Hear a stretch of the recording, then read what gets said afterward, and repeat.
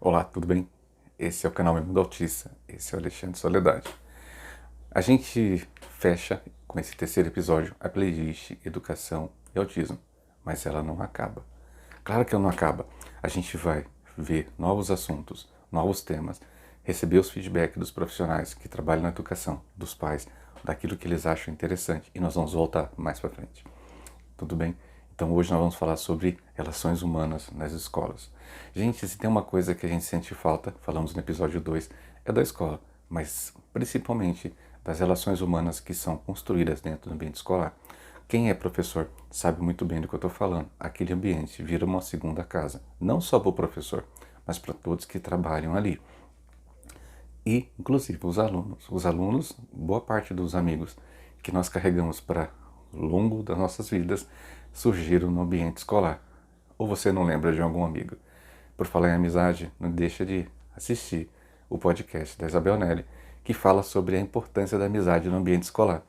E aproveita, compartilha, nos segue, dá um tapa aí, curte nosso canal, para que a gente possa chegar a mais gente. Só que tem um problema. Quando a gente fala de relações humanas, a gente fala também de vários problemas.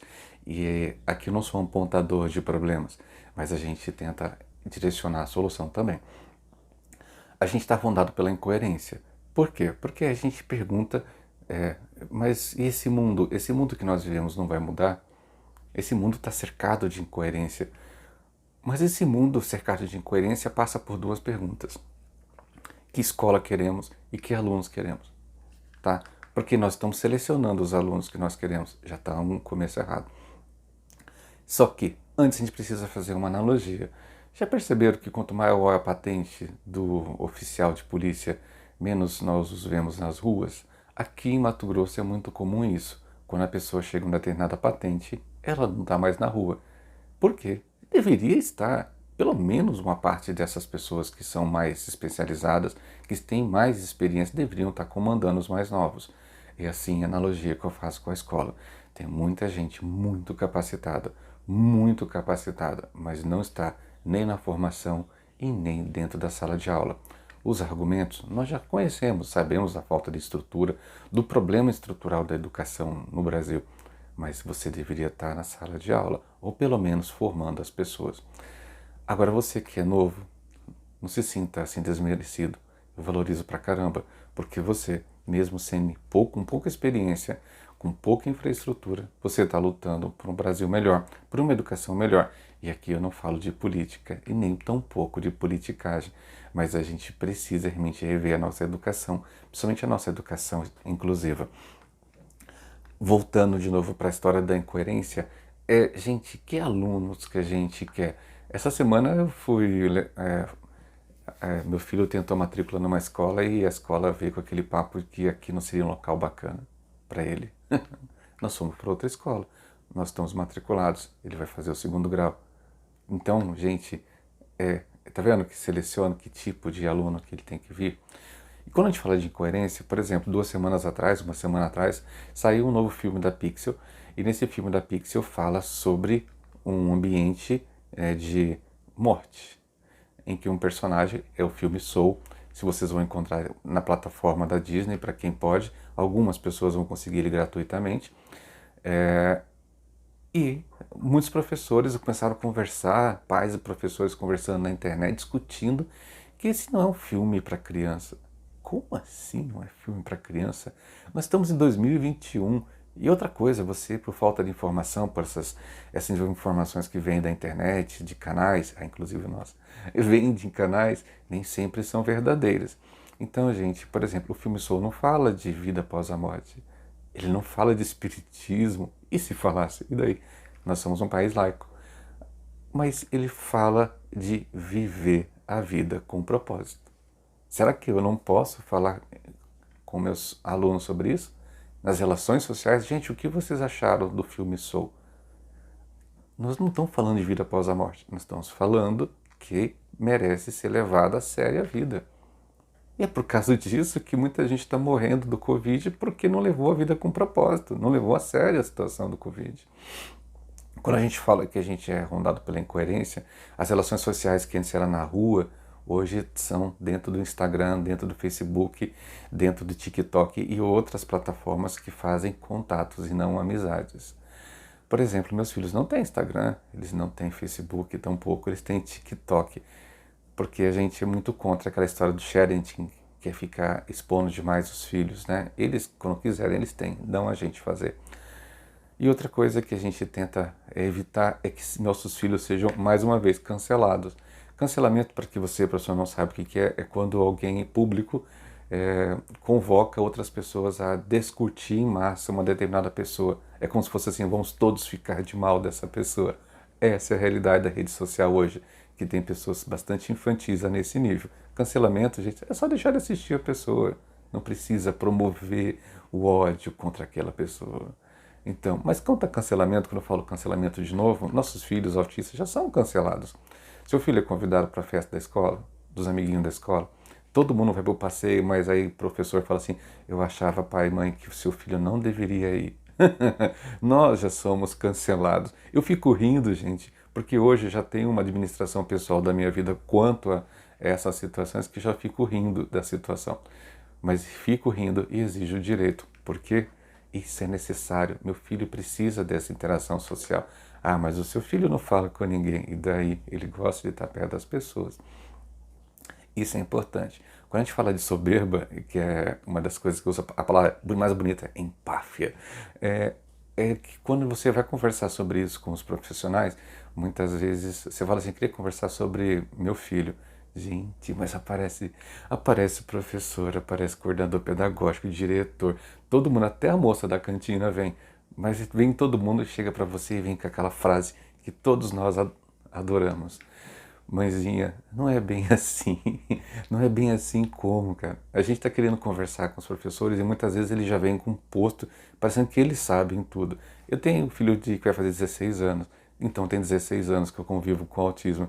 E aí o professor diz que sabe tudo sobre autismo. Eu falei, nossa, ele sabe, nossa, eu não sei absolutamente nada, imagina um professor. Ah, mas eu tenho curso de pedagogo, eu sou psicopedagogo, eu sou psicopedagogo em planetas atmosféricos, sei lá, tem tantos cursos hoje que as pessoas fazem, mas, gente, cada autista é um mundo. Então você teria que fazer um curso só sobre o meu filho, o filho do outro, assim por diante. E é assim que os professores verdadeiros fazem.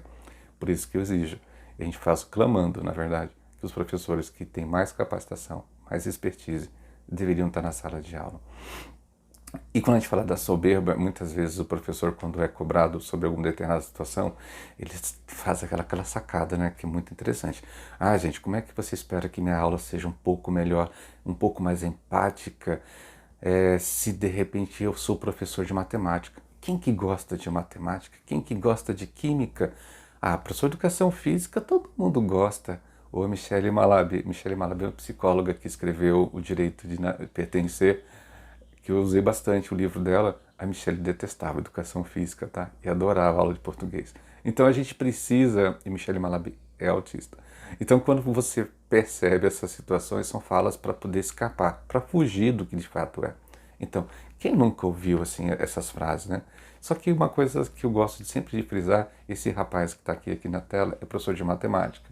Ele ganhou o prêmio de melhor professor do ano 2020 com um projeto. Ele é professor de matemática, ele com um projeto que levava os seus alunos para poder fazer projetos e casas sociais. Além de fazer a aula dele, trazer a realidade dessa aula dele, ele levou os alunos para conhecer a verdadeira realidade das pessoas. Porque esse é um dos motivos de existir a escola, de tentar trazer os alunos à realidade e transformar a sua realidade ao seu redor. E quando a gente fala de outro problema, a gente fala do apego da gente como profissional e gostar mais daquele aluno, mais desse, porque esses alunos são maravilhosos, não me dão trabalho. Gente, o aluno que dá trabalho é o que a gente não esquece.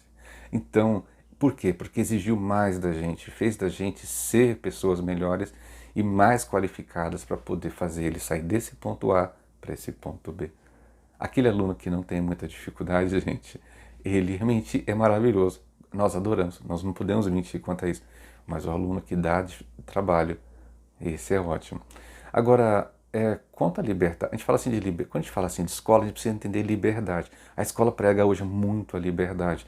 Mas é estranho você entrar numa escola que está rezando de manhã cedo.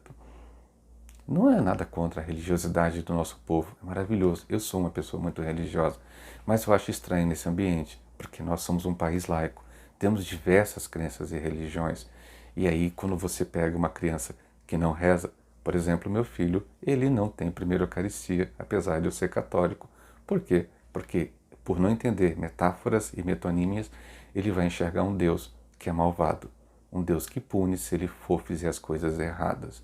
Você imagina isso na cabeça de uma pessoa que entende literalmente. Então, a religião é apresentada pelos pais e não necessariamente levando a um determinado culto. Então, e a escola não é o local para o culto. A escola é um local onde você vai ter interações com tudo o que acontece, inclusive com a parte da religião, mas não pode ser o foco a religião. Então, outra situação que a gente fala que a liberdade é trazer todas as pessoas que fazem parte da escola para entender o que está acontecendo.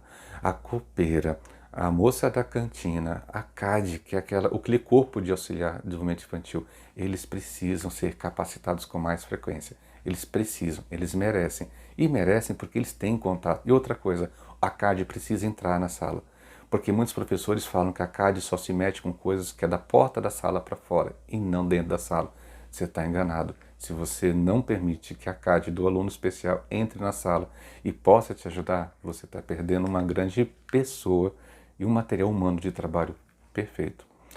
E quanto a outro problema social, é que às vezes a gente, nessa ânsia de querer chegar logo no futuro, que nós queremos um futuro, que essa criança desenvolva, que ela chegue no vestibular e passe. Ou a gente também tem o erro de imaginar que ela não tem passado, que ela não veio de uma escola, que ela não aprendeu nada. Eu queria mostrar para vocês hoje, de vez eu mostrar minha filha, eu queria mostrar meu filho. A gente fez uma brincadeira em casa em que nós estávamos conversando e ele tem uma dificuldade bastante grande para poder manter um diálogo, mas de repente ele começa a ficar nervoso que ele faz assim. Vocês vão ver isso no vídeo. Quando ele faz isso, é um sinal que eu enxergo que ele está ficando ansioso. E aí eu mudo o tom da conversa. Ao invés de ficar falando daquele conteúdo que eu estava falando, eu entro no hiperfoco dele, que é falar línguas. E aí vocês vão perceber no vídeo do meu filho como é que muda tudinho. Assiste aí. É um estado, na Flórida. Tem uma cidade chamada Orlando. O que tem na cidade de Orlando? É isso mesmo. O que tem lá? Disney World. Disney World. Então, assim, se você chegasse nos Estados Unidos agora, como é que você falaria para um americano? Em inglês? Como é que você fala? Hello, Hello, how are you? I am Gus. I am Augusto. I'm Augusto. I came from Brazil. Ah, how do you doing? I'm here to visit only the States. Yeah. Significa, eu estou aqui para visitar os Estados Unidos, né? Você viu como é que ele fala bem inglês? E ele gosta, e aí parece que estava conversando eloquente. Antes ele estava falando meio assim travado, de repente do nada entrou no hiperfoco. Então, professor, seu papel é descobrir aonde seu aluno tem o hiperfoco. E você, descobrindo o hiperfoco, descobrindo sinais que ele diz que está ficando ansioso, que ele está nervoso, você consegue trocar o assunto, você consegue manter a interação, você consegue manter a conversa e você estimula uma coisa que se chama amizade. Ele vai olhar para você com respeito, como outros alunos autistas têm, um respeito incondicional pelo professor. Isso é importante que você saiba. E o tempo que você vai levar para fazer isso não é mais importante. Então, para você levar do ponto A ao ponto B em cinemática, tá, gente? Você não vai medir em velocidade, essa velocidade de metros, quilômetros por hora. Isso não é o mais importante. O importante é que você consiga chegar ao ponto B. Tive uma oportunidade única na vida de conhecer o Louvre. E o Louvre me deu uma imagem muito engraçada na França, em que na mesma sala, nós temos dois quadros. Um quadro que é a Mona Lisa e um outro quadro que é o Bodas de Canaã. Eles estão na mesma sala. A Mona Lisa tem uma fila gigante, ela é famosa. Só que ela é menor do que isso aqui. E as pessoas se acotovelam para poder ver. Do outro lado tem o maior quadro do Louvre. Ele é maior do que meu apartamento. Ele tem mais de 60 metros quadrados. E as pessoas não se acotovelam. Por quê? Porque o que é mais fácil, o famoso, todo mundo quer olhar, quer seguir.